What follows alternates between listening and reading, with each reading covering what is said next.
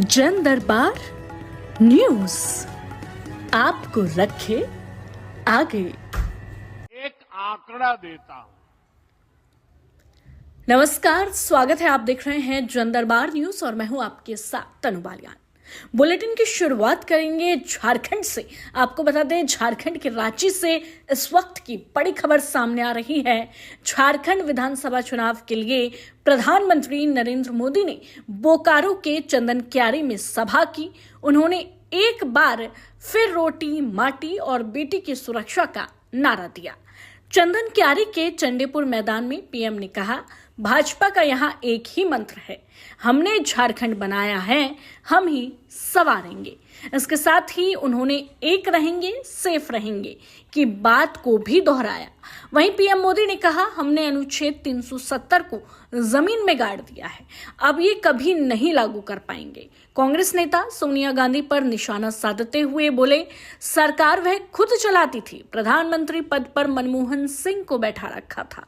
झारखंड में अगर हमारी सरकार आई तो हेमंत सोरेन के भ्रष्टाचारी मंत्रियों अफसरों को जेल में डालेंगे। और क्या कुछ इस दौरान प्रधानमंत्री नरेंद्र मोदी ने कहा है, आइए आपको सुनवाते हैं।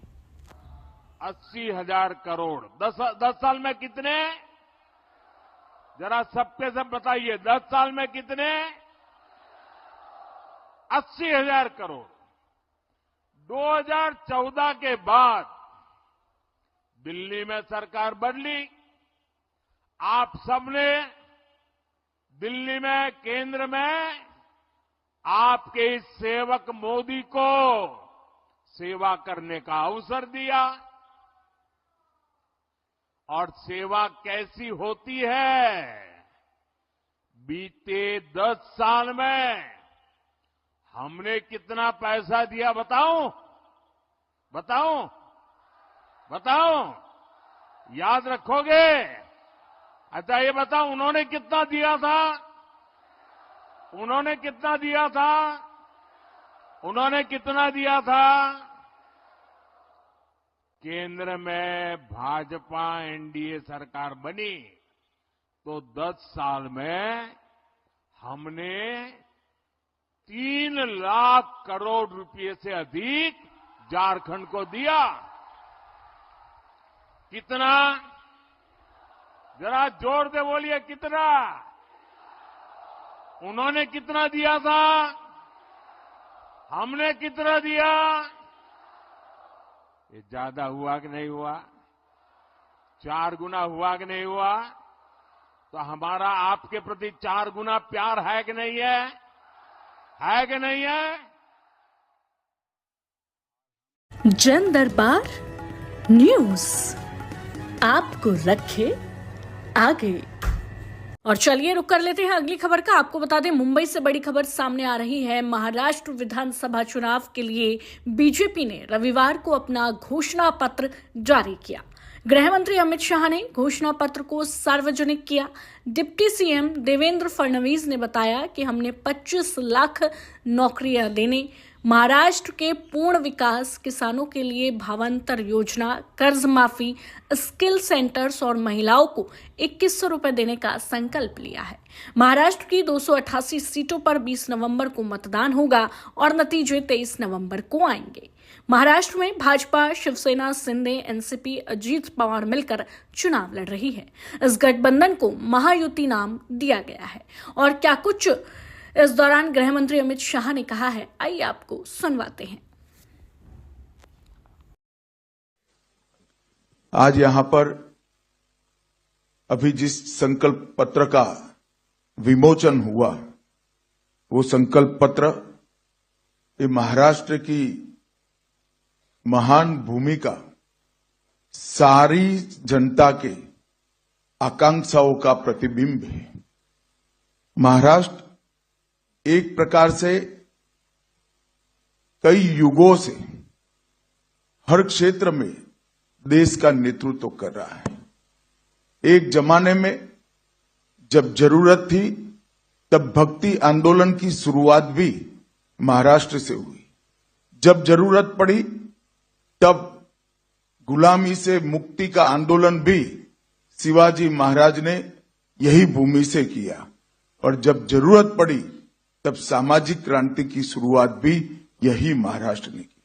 और ये महाराष्ट्र की पूरी जनता के आकांक्षाओं का प्रतिबिंब आज हमारे इस संकल्प पत्र के अंदर दिखाई पड़ता है। जन दरबार न्यूज आपको रखे आगे। और रुक कर लेते हैं अगली खबर का। आपको बता दें, मुंबई से ही अगली खबर सामने आ रही है। महाविकास आघाड़ी ने रविवार को महाराष्ट्र चुनाव के लिए अपना घोषणा पत्र जारी किया। एमवीए ने इसे महाराष्ट्रनामा नाम दिया है।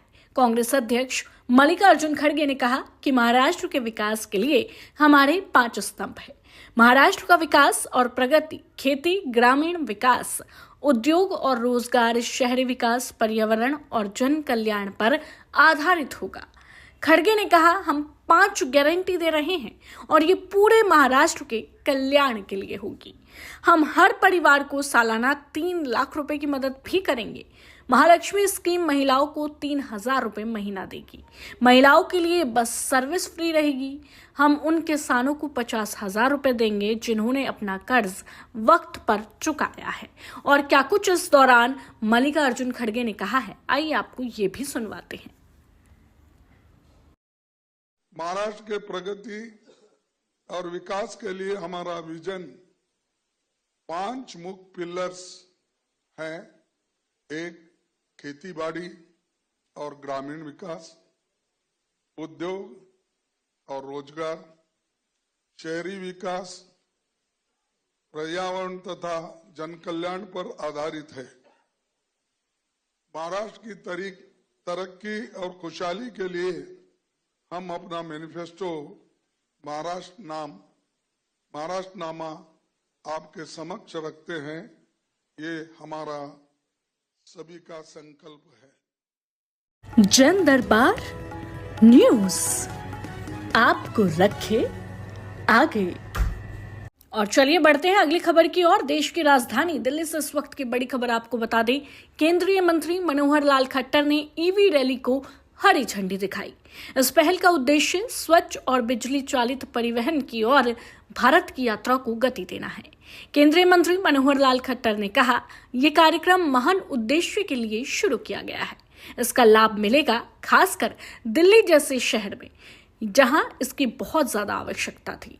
सरकारी अफसरों की गाड़ियों, कर्मचारियों की गाड़ियों और अन्य उपयोगी वाहनों को भी हम जल्द ईवी सेवा में लाएंगे ताकि प्रदूषण में कमी लाई जा सके। हम जानते हैं कि शहरों में प्रदूषण में मात्रा बहुत बढ़ रही है और उसमें ईवी सेवाओं का अदब बहुत सराहनीय है। मैं ईवी वाहनों के उत्पादनकर्ताओं को धन्यवाद देता हूं। और क्या कुछ इस दौरान मनोहर लाल खट्टर ने कहा है, आइए आपको सुनवाते हैं। मित्रों, आज ये बहुत ही एक ऐसा मैं कहूंगा कि नोबल कॉज के लिए जो ईवी सर्विसेज नाते से कार्यक्रम ब्रीद नाम से शुरू किया गया है, इसका बहुत लाभ खास करके दिल्ली जैसे शहर में इसकी बड़ी आवश्यकता थी।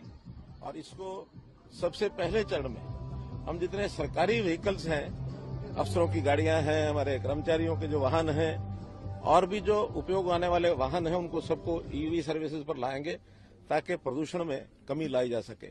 हम जानते हैं कि शहरों के अंदर प्रदूषण की मात्रा बहुत बढ़ रही है और इसके अंदर जितने भी किए जा रहे हैं, प्रयोग किए जा रहे हैं, उसमें ये जो ईवी सर्विसेज का अपने आप में जो उद्यम है, ये बहुत ही सराहनीय है ताकि इससे प्रदूषण कम होगा।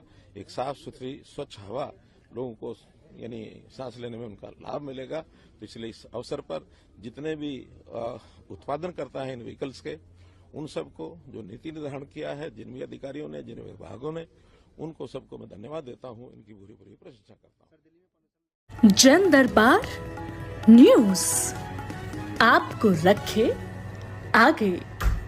और चलिए रुक कर लेते हैं अगली खबर का। राजधानी दिल्ली से ही खबर सामने आ रही है। दिवाली के बाद लगातार 10वें दिन भी दिल्ली वायु प्रदूषण से जूझ रही है, क्योंकि रविवार सुबह राष्ट्रीय राजधानी के कई हिस्सों में स्मोक की घनी चादर छाई रही।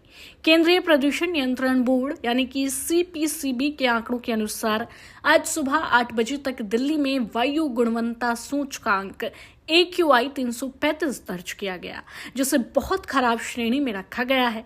वायु गुणवत्ता और मौसम पूर्वानुमान और अनुसंधान प्रणाली सफर इंडिया द्वारा जारी आंकड़ों के अनुसार रविवार सुबह राष्ट्रीय राजधानी के कई हिस्सों में वायु गुणवत्ता का स्तर बहुत खराब दर्ज किया गया। सफर इंडिया के आंकड़ों के अनुसार आनंद विहार में AQI 351, बवाना में 383, CRRI मथुरा रोड पर 323, द्वारका सेक्टर 8 में 341, IGI एयरपोर्ट पर 326, ITO में 328, लोधी रोड में 319, मुंडका में 358, नजफगढ़ में 341, न्यू मोती बाग में 394, ओखला फेज 2 में 329, RK पुरम में 368 और वाजीपुर में 366 दर्ज किया गया।